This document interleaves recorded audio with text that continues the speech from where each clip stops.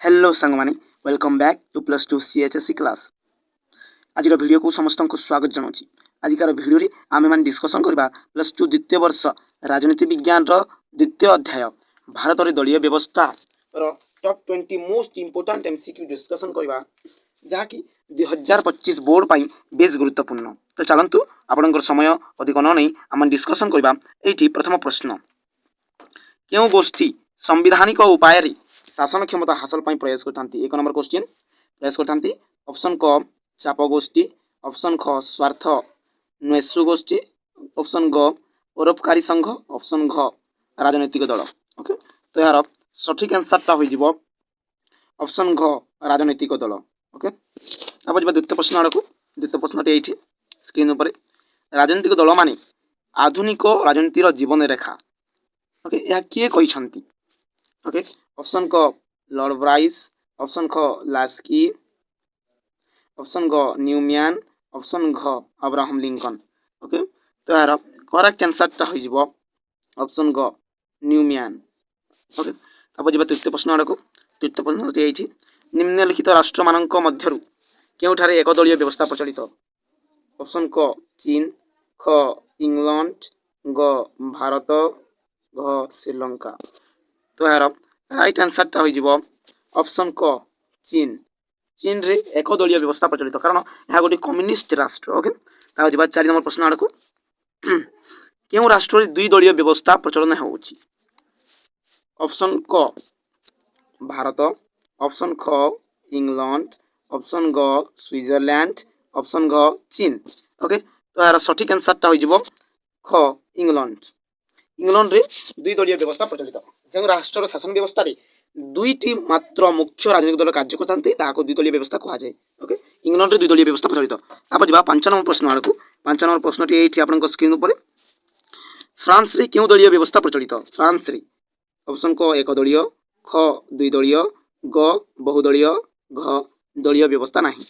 तो यार राइट आंसरटा हो ऑप्शन ग बहुदलीय। ओके, फ्रांस रे बहुदलीय व्यवस्था प्रचलित। आज 6 नंबर प्रश्न आड़ को।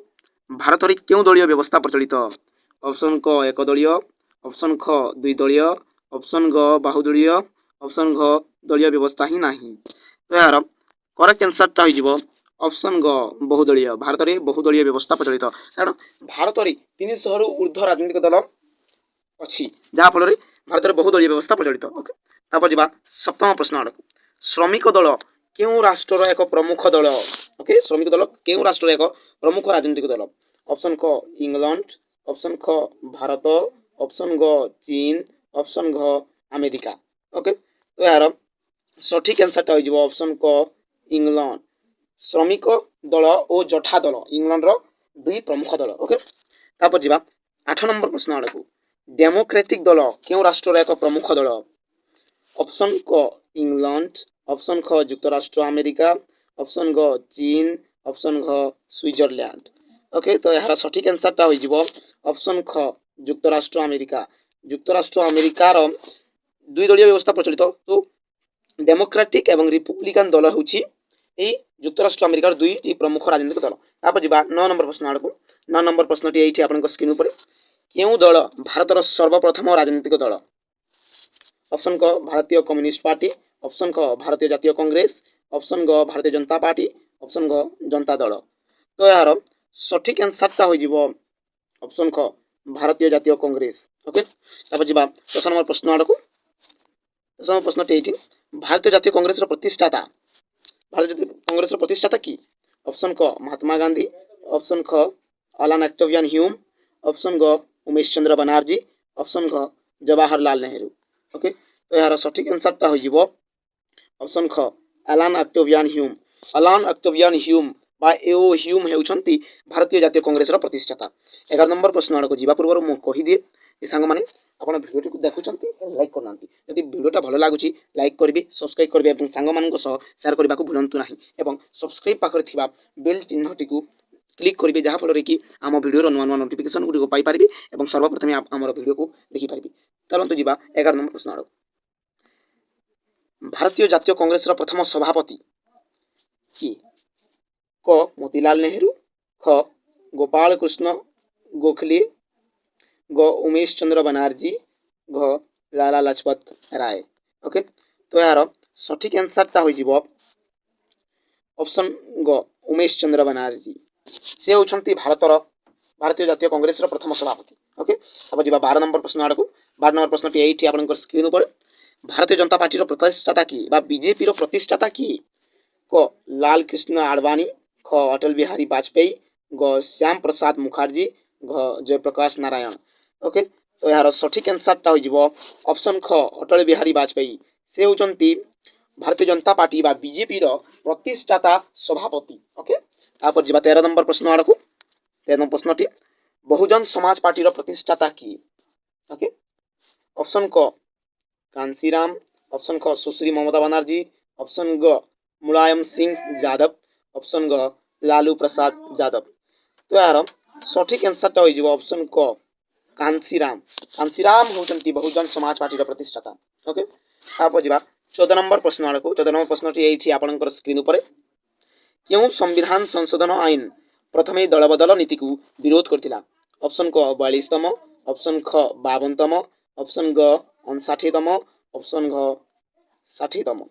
ओके तो यार सठिक आंसरटा हो ऑप्शन ख 52तम। ओके आप 15 नंबर प्रश्न आड़ को 15 नंबर प्रश्न ये निम्नलिखित मध्यरु क्योंटी ओडिशार प्रमुख आंचलिक दल।